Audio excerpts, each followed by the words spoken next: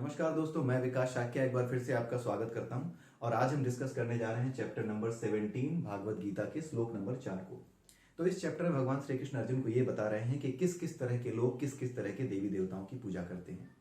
तो आइए देखते हैं भगवान श्री कृष्ण इस चौथे श्लोक में अर्जुन को क्या कह रहे हैं। भगवान श्री कृष्ण इस चौथे श्लोक में अर्जुन से कहते हैं, यजन्ते सात्विकाः देवान्य छर छांसि राजसाः प्रेतान भूत गणांश चान्ये यजन्ते तामसाः जनाः। यहां भगवान श्री कृष्ण अर्जुन को यह बता रहे हैं कि जिस तरह का व्यक्ति होता है, सतोगुणी, रजोगुणी या तमोगुणी, इन तीनों गुणों के अलावा किसी और गुण का व्यक्ति इस संसार में नहीं होता। ठीक है, किसी में 2 गुण होते हैं, किसी में तीनों गुण जो है थोड़े थोड़े होते हैं, किसी के अंदर कोई गुण प्रधान होता है, कोई गुण का थोड़ा ज्यादा कम होता है। तो उसकी वजह से जो गुण उसके अंदर प्रधान होता है, जैसे कोई व्यक्ति सतोगुणी है तो इसका मतलब यह है कि उसके अंदर रज और तम होंगे, लेकिन सतोगुण उस पर हावी है। तो जिस पर सतोगुण हावी है वो क्या करेगा, अगर उसके दिमाग में किसी का बुरा करने की बात चल रही होगी तो उसका सतोगुण जो कि ज्यादा मात्रा में है वो उसको रोक देता है, अंत में जाते जाते उसको गलत करने से रोक देता है। ये उसके ऊपर डिपेंड करता है कि उसने कैसे गुण को विकसित कर लिया है। ठीक है, अब देखते हैं कि भगवान श्री कृष्ण कह क्या रहे हैं कि किस तरह का व्यक्ति किस तरह के लोगों की पूजा करता है, किस तरह के देवी देवताओं की पूजा करता है। तो भगवान श्री कृष्ण कहते हैं कि जो सतोगुणी होते हैं, सतोगुणी मतलब जो ज्ञान की उपासना करते हैं, चाहे इस भौतिक संसार का ज्ञान प्राप्त करना हो या फिर इन कोशों के माध्यम से अलग अलग तत्वों का ज्ञान प्राप्त करते हुए, मन की क्रिया विधि को समझते हुए, मन से सारे वासनाओं को समाप्त करते हुए ज्ञान में कोश तक जाना हो और इसका ज्ञान प्राप्त करना हो, या अपने शरीर से बाहर इस भौतिक संसार का ज्ञान प्राप्त करना हो, फिजिक्स, केमिस्ट्री, मैथमेटिक्स ऐसे सब्जेक्ट समझने हो, तो जैसा भी व्यक्ति होता है जो कि ज्ञान प्राप्ति की ओर जाता है वो सतोगुणी होता है, जो ज्ञान की ओर जाता है। ठीक है, ऐसे सतोगुणी व्यक्ति किसकी पूजा करते हैं? देवताओं की पूजा करते हैं। ठीक है, क्योंकि जो देवता होते हैं वो सतोगुण में सबसे ऊपर वाली जो लेयर है, ये जो अपरा प्रकृति है इसमें सबसे ऊपर वाली लेयर जो परा के नजदीक है वहां रहते हैं। वहां ये तत्व ज्यादा मात्रा में पाए जाते हैं जिन्हें दैवीय तत्व कहा जाता है। पिछले वीडियो में भी मैंने बताया कि जो जैसे माँ दुर्गा है, वो माँ दुर्गा एक तत्व है, दुर्गा एक तत्व है, उस तत्व के कई रूप हैं। जैसे यूरेनियम है, यूरेनियम के कई रूप हो सकते हैं, एटम बम भी बन सकता है, एटम बम अलग दिखता है। यूरेनियम से आप न्यूक्लियर रिएक्टर बना सकते हैं, न्यूक्लियर रिएक्टर अलग दिखता है। यूरेनियम से आप जो है एक न्यूक्लियर कैपेबल मिसाइल बना सकते हैं, वो मिसाइल अलग दिखती है। तो जैसा पर्पज है वैसा उसका आकार होता है। ठीक उसी तरीके से जो सत्व गुण में देवता स्थित होते हैं, सत्व गुण में स्थित जो देवता होते हैं, जो तत्व होते हैं, दैवीय तत्व होते हैं, उनकी खासियत यह होती है कि वो ज्ञान प्राप्त करने में आपका सहयोग करते हैं, चाहे वो बाहर का हो चाहे वो अंदर का हो।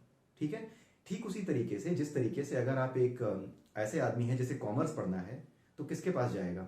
कॉमर्स का जो प्रोफेसर होगा उसके पास जाएगा, इकोनॉमी का जो प्रोफेसर होगा उसके पास जाएगा। अगर आपको साइंस के बारे में समझना है तो आप किसके पास जाओगे? आप साइंटिस्ट के पास जाओगे। आप किसी क्रिमिनल के पास नहीं जाओगे ये समझने के लिए कि भाई ये चांद, तारे, ग्रह, नक्षत्र कैसे हैं, ये कैसे देखे जाते हैं, दूरबीन कैसे बनती है, ये सब चीजें वो थोड़ी बताएगा, ये तो साइंटिस्ट ही बताएगा कि इन ग्रहों को, इन नक्षत्रों को कैसे देखा जाए, कैसे एडजस्ट किया जाए अपनी दूरबीन को जो कि ये सही दिखाई दे। तो इसमें एक बात समझने वाली है, जो लोग ये कहते हैं कि देवी देवताओं की पूजा क्यों की जाती है, उनका महत्व क्या है। अब इसको इससे समझिए। सपोज कीजिए कि आप एक स्टूडेंट हैं। ठीक है, आप एक स्टूडेंट हैं, आपकी साइंस में रुचि है, आप विज्ञान में रुचि रखते हैं, आपका इंटरेस्ट है साइंस में। अब होता क्या है कि किसी दिन आप एक लेबोरेटरी में जाते हैं। ठीक है, और वो लेबोरेटरी क्या है, वो उस लेबोरेटरी में एक साइंटिस्ट रहता है और वहां पे वो साइंटिस्ट क्या है, उसने एक दूरबीन बना रखी है। ठीक है, सपोज आप गैलीलियो से मिलने चले गए, उसने दूरबीन बना रखी है जिससे दूर स्थित तारों को देखा जा सकता है। ठीक है, तो ये जो गैलीलियो है, ये आपको जब आप उस प्रयोगशाला में उसकी पहुंचेंगे तो वो आपको इस दूरबीन के बारे में नहीं बताएगा। आपके अंदर रुचि पैदा करने के लिए साइंस के प्रति आपको इस दूरबीन के बारे में नहीं बताएगा कि देखो इसमें एक लेंस लगा होता है, इस लेंस में फोकस होता है, इस फोकस के अलावा इसकी एक वक्रता त्रिज्या होती है। ठीक है, अगर को जितनी रे ऑफ लाइट्स हैं जब वो पैरेलल टू एक्सिस आती हैं तो वो लेंस से मुड़ने के बाद फोकस से निकलती हैं। ये चीजें वो समझाने नहीं बैठेगा। आप वहां पर ये समझने आए हो कि विज्ञान क्या है, ये नक्षत्र, ये तारे कैसे दिखते हैं, ये पूरा का पूरा ब्रह्मांड कैसे इसकी स्टडी की जा रही है, आप ये समझने के लिए उसके पास गए हो। तो वो आपको ये नहीं बताएगा कि ये दूरबीन कैसे बनी है या ये ग्रह नक्षत्र कैसे एक दूसरे के पीछे आगे पीछे टहल रहे हैं। वो आपसे कहेगा सीधे कि इस दूरबीन में यहां पर अपनी आंख लगाओ और देखो। तो आपने आंख लगाई और देखी कि हाँ ये चीजें मुझे दिख रही हैं। ठीक है, तो ये जो देवी देवताओं का जो हम उपासना करते हैं, जो पूजा होती है उनकी, ये बेसिकली आप ये से समझ लो, ये कुछ ऐसा ही है कि आप गैलीलियो के पास गए ये समझने के लिए कि ये जो ग्रह नक्षत्र हैं इनका रहस्य क्या है, ये दिखते कैसे हैं, ये कैसे हैं वास्तव में, क्या है इनका रहस्य। ठीक वैसे ही जैसे आपने गैलीलियो को पकड़ा, आपने किसी साइंटिस्ट को पकड़ा समझने के लिए, तो साइंटिस्ट ने आपको ये नहीं बताया कि ये कैसे काम कर रही है, उसने आपके अंदर इच्छा जगा दी, आपको इंटरेस्ट जगाने के लिए उसने दिखाया कि देखो आओ देखो इस तरह का होता है। फिर आपने क्या किया, आपके अंदर इंटरेस्ट आया कि वाह ये तो बहुत अच्छा स्कोप है, बड़ा अच्छा एरिया है, ये तो मैं इसमें स्टडी करूंगा, एक दिन एस्ट्रोनॉट बनूंगा। तो आपने अपने आप को उसी चीज से बांध लिया, आप उसी ज्ञान के क्षेत्र में, अंतरिक्ष ज्ञान के क्षेत्र में आगे बढ़ना चाहते हो। तो अब आप क्या करोगे, इस लेबोरेटरी में बार बार जाओगे, इसी गैलीलियो को, इसी साइंटिस्ट को एक तरीके से अपना आदर्श मानोगे, एक तरीके से उसके प्रति, उस साइंटिस्ट के प्रति आपकी श्रद्धा जागृत हो जाएगी। इसी तरीके से ये जितने दैवीय तत्व होते हैं, आपकी जानकारी के बिना ये आपको अपनी ओर अट्रैक्ट करते हैं। ठीक है, ये सिंपल है, ये नेचर है। आपको अगर क्राइम करना है तो आप किसी साइंटिस्ट के पास नहीं जाओगे कि गुरुदेव बताइए बंदूक जो है कहाँ से मिलेगी, आप किसी क्रिमिनल के पास जाओगे, किसी भाई के पास कि बता भाई कहाँ से आता है ये स्मगल होकर के, जितने भी हथियार हैं बड़े बड़े, मुझे किसी का कत्ल करना है, तो आप उसके पास जाओगे। तो जैसी आपकी प्रवृत्ति होती है, जैसी आपकी इच्छा होती है, आप ऐसे ही व्यक्ति के पास जाते हैं, और जब वो आदमी आपको हथियार दिलाएगा, आपका पक्का दोस्त बन जाएगा, तो आप उसके प्रति श्रद्धावान भी हो जाओगे, आप उसके प्रति डिवोटेड भी हो जाओगे, और जिसके प्रति आप डिवोटेड हो जाओगे आप उसके जैसे ही हो जाओगे। ये भी नेचर है, जिसके प्रति आपका डिवोशन है उसी के जैसे आपका व्यवहार हो जाता है। ये सामान्य अनुभव की बात है, इसमें कोई पंडितवाद ब्राह्मणवाद नहीं है, ये सिंपल सा लॉजिक है, ये नेचुरल लॉजिक है, ये आप अपने आप समझ सकते हो। जिसके प्रति आप समर्पित हो उसके जैसी बातें और उसकी लिखी हुई या उसकी कही हुई बातों को आप दूसरों के सामने भी बोलना शुरू करते हो। जैसे अगर आप कार्ल मार्क्स के प्रति समर्पित हो, जैसे कुछ लोग होते हैं भागवत गीता को कहते हैं कि मुझे गीता पसंद है, गीता में जो बातें लिखी हैं वो पसंद है, तो वो गीता के प्रति श्रद्धावान है। ठीक है, उसी तरीके से कुछ ऐसे होते हैं जो कि लेफ्टिस्ट हैं, ठीक है, मार्क्सवादी हैं, कुछ किसी भी अलग फिलॉसफी के हैं, पॉलिटिकल फिलॉसफी के, वो हमेशा अपनी बातों में जब भी बातें घूम फिर कर आएंगे वो तुरंत कहेंगे कार्ल मार्क्स पढ़ो, तुम ये पढ़ो, तुम वो पढ़ो, तुम उनको पढ़ो, तुम जरा उसके विचार पढ़ना, जो हमारा जो चाइना का जो पहला जो रिवॉल्यूशन जिसने किया था, चाइना में कम्युनिस्ट रिवॉल्यूशन किया था, उसके विचार पढ़ना। तो जैसी जिसकी श्रद्धा है वो व्यक्ति उसी तरह की श्रद्धा को सामने रखता है और उसी के प्रति श्रद्धावान हो जाता है। श्रद्धा और डिवोशन आपने आप दिखाई देती है।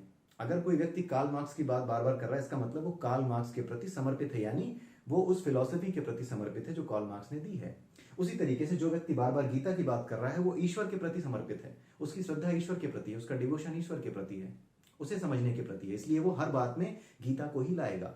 जैसे जब भी मैं कोई बात करूंगा, कोई किसी घटना की व्याख्या करूंगा, तो मुझे दिखाई देता है कि गीता में इससे रिलेटेड चीजें कहाँ लिखी हैं, कैसी लिखी हैं, तो मैं उसी आधार पर उसकी व्याख्या करता हूं और उसी आधार पर यह समझने की कोशिश करता हूं कि ये जो चीज है, ये जो घटना हो रही है, इसका कारण ये है और आगे चलकर इस घटना का परिणाम भी ये होगा।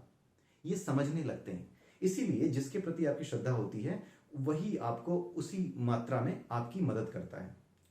ठीक है, जिसके प्रति श्रद्धावान हो जाएंगे वही आपकी हेल्प करने लगता है। उसी तरीके से ये जितनी नेचुरल पावर्स हैं, जो सतोगुणी पावर्स हैं, जैसे जिसमें शिव आते हैं, जिसमें दुर्गा जी आती हैं, जिसमें सरस्वती आती हैं, जिसमें ब्रह्मा आते हैं, ये सब अपर लेयर पे हैं।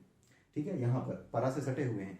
तो इनके अंदर दो चीजें हैं, इनके भी जो रूप रंग बनाए गए हैं, पहली चीज तो ये कि इनके जो रूप रंग बनाए गए हैं ठीक उसी तरीके से उसी कॉन्सेप्ट पे हैं जिस कॉन्सेप्ट पे नेचर काम करती है।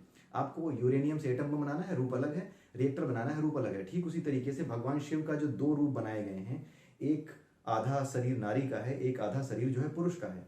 ठीक है, इसका कारण है, ये एक मेटाफोरिक रिप्रेजेंटेशन है। ठीक है, और ये जो मेटाफोरिक रिप्रेजेंटेशन है यही आपकी कल्पना के अनुसार आपके सामने आता है, राइट। और अगर इस तत्व को आपने समझा है, तो सही से अगर समझा है और इसके पर्पस को जानते हैं, तो आप उस रूप की सही से कल्पना कर पाएंगे। और जैसी कल्पना विद्वानों ने की है कि हाँ इस दैवीय तत्व का या इस शिव तत्व का ये रूप है, राइट, या इस शिव तत्व के मैंने जो भौतिक स्वरूप हो सकता है उसके दर्शन किए हैं, जिसको कहते हैं कि देवता के दर्शन हो जाना, जो भौतिक स्वरूप के मैंने दर्शन किए हैं, क्योंकि जिस तत्व में आपकी निष्ठा हो जाएगी आप उस तत्व को जीने लगते हो।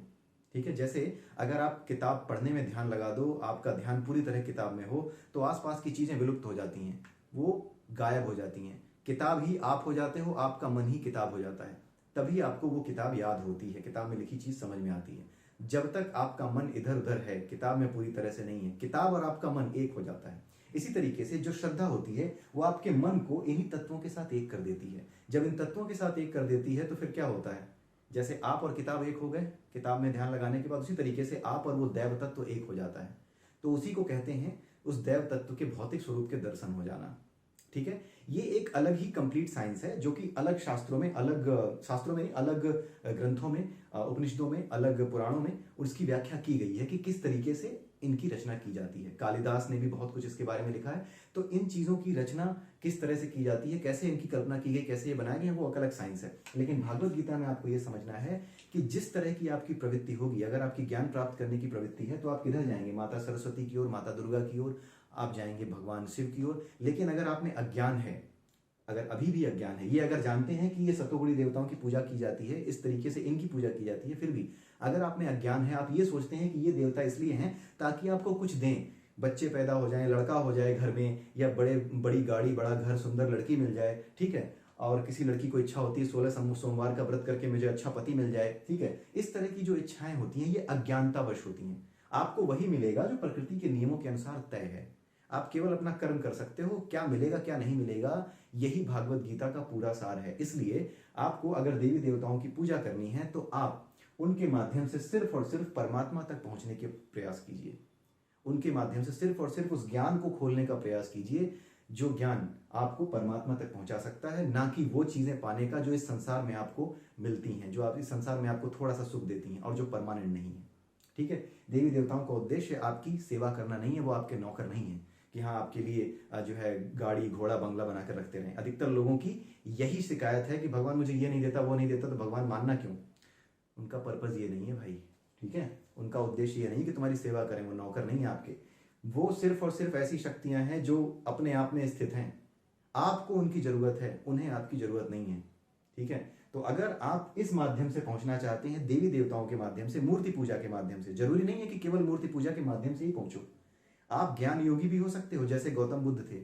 उन्होंने किसी मूर्ति पर ध्यान नहीं लगाया, उन्होंने सीधे इसको तोड़ा। ठीक है, सीधे इस स्तर को तोड़ते हुए अंदर तक चले आए, अपने आनंदमय कोश को, ज्ञानमय कोश को तोड़ करके सीधे ज्ञान की प्राप्ति की उन्होंने। ये गौतम बुद्ध थे। कुछ और होते हैं जिनको धीरे धीरे आगे बढ़ना होता है, जिन्हें इतना कठिन साइंस समझ में नहीं आता, वो क्या करते हैं, उनके लिए ये देवी देवता बनाए गए हैं, उनके लिए ये देवी देवताओं का रास्ता जरूरी है। ठीक है, इसीलिए विवेकानंद ने भी कहा था कि देवी देवताओं की पूजा करना, मूर्ति पूजा करना बंद नहीं करना चाहिए। क्यों? क्योंकि ये उन लोगों को जो इतना ज्यादा शास्त्रों को नहीं पढ़ते, नहीं जानते, उनके लिए ये सहयोगी होते हैं। ठीक उसी तरीके से जैसे कि ध्यान लगाते ही आपकी किताब और आप एक हो जाते हो, ठीक उसी तरीके से ये जो एलिमेंट्स हैं ये भी इसी नेचर के एलिमेंट्स हैं। ठीक है, आपको किताबें पढ़ने की जरूरत खत्म कर दी जाती है। जो लोग शास्त्रों को नहीं पढ़ सकते पूरे जीवन भर, कर्मयोगी हैं, काम करते हैं, उनके लिए कहा जाता है कि हाँ ठीक है, तुम किसी एक देवता, हनुमान जी हो गए, चाहे वो शिव जी हो गए, उनमें ध्यान लगाओ, ध्यान लगाओ, उनसे मांगो मत कि भगवान ये दे दो। ये गलत है, मांगना गलत है। आपको शरीर मिला है इंसान का, इससे ज्यादा क्या मांग रहे हो भाई? इससे ज्यादा क्या चाहिए? जानवरों की जिंदगी देखो, उनकी जिंदगी देखो जो तुम्हारी तरह शरीर पा करके भी 2 वक्त की रोटी नहीं मिलती जिन्हें। ठीक है, तो इस शरीर को मिलने के बाद इन तत्वों से आपको ध्यान लगा करके, उनके साथ एकाकार होकर के, उनके स्वरूप को समझ करके, उनके तत्व को समझ करके आप इस प्रकृति को समझ सकते हो। बस इसीलिए, इसी ज्ञान की ओर ले जाने के लिए, ठीक उसी तरीके से जो दूरबीन वाला एग्जाम्पल था, ठीक इसी तरीके से इन तत्वों की मदद से आप इस परा तत्व को समझ सकते हो। ठीक है, आप एक छोर को पकड़ लेते हो तो फिर बाकी चीजें समझ में आ जाती हैं। केवल और केवल एटम के अंदर न्यूट्रॉन की बात नहीं हो सकती। अगर एटम के अंदर आप कहते हो एटम के न्यूक्लियस में न्यूट्रॉन भी होते हैं, तो फिर बाकी क्वेश्चन भी उठते हैं कि फिर न्यूक्लियस क्या होता है, फिर न्यूट्रॉन होते हैं तो और भी कुछ होता है क्या, फिर प्रोटॉन भी होता है क्या, फिर क्या क्या होता है, कंप्लीट स्वरूप कैसा है। तो एक तत्व को समझते ही आपकी जो जिज्ञासाएं हैं, भगवान कृष्ण ने गीता में कहा है कि जो तर्क है वो विश्वास की जमीन में बोया गया एक बीज है। ध्यान से सुनिएगा, जो तर्क है वो विश्वास की जमीन में बोया गया एक बीज है। तर्क इसीलिए आवश्यक है, तर्क विश्वास की जमीन है, विश्वास का खेत है, उस खेत में बोया गया एक बीज है। जब इस बीज को पनपने का मौका मिलता है, जैसे जैसे ये बीज अपने आप को उस विश्वास की जमीन को फाड़ करके बाहर आता है, तभी वो लहलहा सकता है, तभी वो वास्तविक ज्ञान प्राप्त कर सकता है। विश्वास का पौधा तर्क की जमीन को फाड़ कर बाहर आता है, ये सीधे सीधे भगवान कृष्ण ने गीता में और महाभारत में कहा हुआ है। तो कोई भी व्यक्ति जो तर्क करता है, जब वो समझने की कोशिश करता है, जब वो ईश्वरीय तत्वों को, इन दैवीय तत्वों की ओर जाता है, तो वो धीरे धीरे इन तत्वों को समझने की कोशिश करता है। और वो इन्हीं तत्वों के माध्यम से जब एक तत्व को समझ लेता है, तो फिर वो पूरी की पूरी रस्सी जो है, जो मेन उसका मोटिव है, जहां से इसका सोर्स है, उस सोर्स तक पहुंचना उसके लिए आसान हो जाता है। ठीक है, तो यही भगवान श्री कृष्ण कह रहे हैं कि जो सतोगुणी हैं वो देवी देवताओं की पूजा करते हैं, जो ज्ञान चाहते हैं मेरे बारे में या इस संसार के बारे में। जो रजोगुणी हैं वो क्या करते हैं, रजोगुण थोड़ा बीच में है। आपने पढ़ा होगा शास्त्रों में, कहीं अगर देखा होगा सुना होगा, तो उसमें कहा जाता है कि जो यक्ष और गंधर्व हैं ये हमारे धरती लोक के पास रहते हैं। क्यों? क्योंकि रजोगुण बीच में ही है ज़्यादा, ठीक है, यहीं पर ज़्यादा, इसीलिए पूरी दुनिया रजोगुणी होती है। जिसको अच्छा घर, अच्छा खाना, अच्छी औरत, सब कुछ चाहिए, अच्छा पति, सब कुछ चाहिए, बीच में रजोगुण ज़्यादा होता है, नीचे तमोगुण ज़्यादा होता है।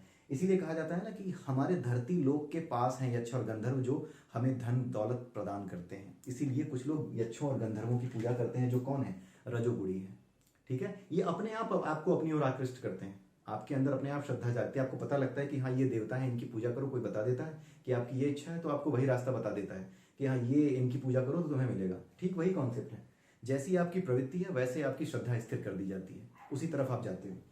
तमोगुणी जो दुष्ट है, मक्कार है, जो राक्षसी प्रवृत्ति के हैं, वो क्या करते हैं, वो भूतों और प्रेतों की पूजा करते हैं। क्यों? क्योंकि उन्हें वही सूट करता है। तमोगुण सबसे ज्यादा नीचे है। तो जितने भी दुष्ट प्रकृति के जो देवी देवता होते हैं, जितने भी देवी देवता दुष्ट प्रकृति के नहीं कह सकते, देवी देवता दुष्ट प्रकृति के नहीं हैं, ऐसी प्रकृति के लोगों को जो कि दुष्ट प्रकृति के हैं, उनके लिए जो आवश्यक साधन उपलब्ध कराते हैं, आवश्यक ज्ञान उपलब्ध कराते हैं। जैसे कुछ लोग करते हैं ना, तंत्र मंत्र करते हैं, काला जादू करते हैं, तो वो जो तंत्र मंत्र काला जादू है, उससे रिलेटेड जो ज्ञान है, जो नीचे गिराता है, जो आपको बहुत ही नीचे गर्त में गिरा देगा, जो आप बलि देना शुरू करते हैं, जंगल में पेड़ों की पूजा करने लगते हैं कि यहाँ इस पे भूत रहता है, तो वहां जंगल में जाकर के उस पेड़ की पूजा शुरू हो जाती है, वहां बलि देने लगते हैं। ये जो तमोगुणी देवी देवताओं की पूजा है, वो नीचे उस तरह के देवी देवता रहते हैं जो तमोगुण को संचालित करते हैं, जो तमोगुण को रिप्रेजेंट करते हैं, उनकी रक्षा करते हैं, उससे संबंधित ज्ञान आप तक पहुंचाते हैं। तो आप जिस प्रवृत्ति के हो, आप उसी तरफ जाओगे और आपको वही ज्ञान मिलेगा। इसीलिए तमोगुणी व्यक्ति किसकी पूजा करते हैं, भूतों प्रेतों की, काला जादू करते हैं, ठीक है।